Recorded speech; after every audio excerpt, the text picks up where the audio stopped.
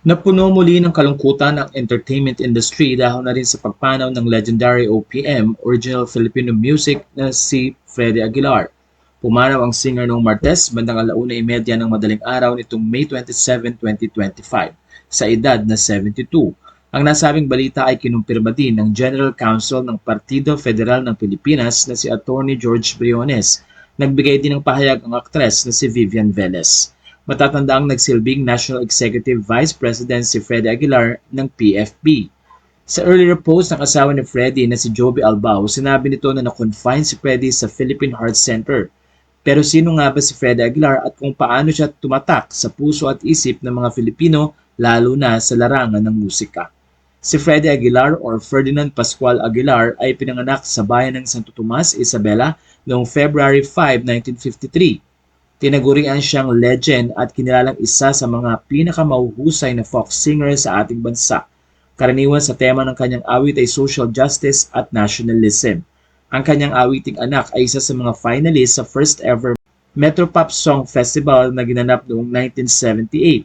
Ilan sa mga nasabing kasabayan ng kanyang awit ay ang first prize winner na kay ganda ng ating musika na kinanta ni Haji Alejandro at komposisyon ng ngayon ng national artist na si Ryan Cayabyab. Second prize noon ang Pagdating Mo na kinanta naman ni Celeste Legaspi at composed by Nonoy Gallardo. Nakatanggap naman ng third prize that time ang Narito Ako na inawit ni Maria Chris Vermont at composition naman ni Nonong Pedero. Sa puntong ito ay nakatanggap din ng fourth prize ang Ibig Kong Ibigin Ka na inawit ni Anthony Castelo at composed by Vic Villafuerte at Rolando Tino. Hindi man nakatanggap ng pagkapanalo ang awiting anak, pero sobrang sumikat ito at umabot sa 33 million copies ang naibenta sa buong mundo. Na-translate pa ito sa 51 languages. Ang nasabing kanta ay sumikat ng labis sa bansang Japan. Ang iba pang awitin ni Freddie Aguilar na nakatanggap din ng maraming papuri at award ay Ang Bayan Ko, Bulag Pipi at Bingi, Magdalena at Ipaglalaban Ko. Tumagal ng halos 4 na dekada ang kanyang career sa pag-awit na mahigit 40 albums ang nagawa at sari-saring parangal na natanggap. Taong 2018 sa pangunguna ni Senator Tito Soto at sa pamamagitan ng Senate Resolution 658 ay pinarangalan si Freddie Aguilar ng Philippine Senate for his lifetime contributions to arts and culture, particular sa awiting anak. Ang kanyang rendition ng patriotic song na Bayan Ko na naging official anthem noong 1986 People Power Revolution ay sumikat din.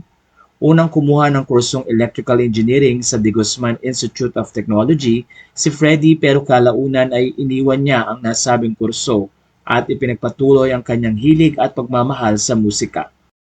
Una siyang nag-perform sa Mama Consuelo's Music Lounge sa Quiapo at kalaunan ay sa Hobbit House sa Ermita, Manila. Noong January 18, 2008 ay ginawaran naman ng Asia Star Awards si Freddie Aguilar sa Asia Model Award Festival na ginanap sa South Korea. Sinubukan din niya ang politika. Noong 2019 ay lumaban siya bilang senador at nakatanggap ng endorsement kay dating Pangulong Duterte pero hindi pinalad na mahalal. Hindi rin dingit sa kaalaman ng lahat na nakaranas si Freddie ng maraming pagsubok sa buhay. Isa na dito ay ang pagkasunog ng kanyang tahanan at mga memorabilia na kung saan ay nangyari nga ito noong 2018. Ayon sa mga balita, aabot sa halagang 15 million ang nasayang ng mga gamit ni Freddie dahil na rin sa sunog. Samantala, 3 beses nang ikinasal ang nasabing singer. Una ay kay Josephine Quiepo noong 1973. Nagkaroon sila ng 6 na anak at isa na nga dito ay ang singer na si Megan Aguilar, pero later on ay naghiwalay din ang dalawa.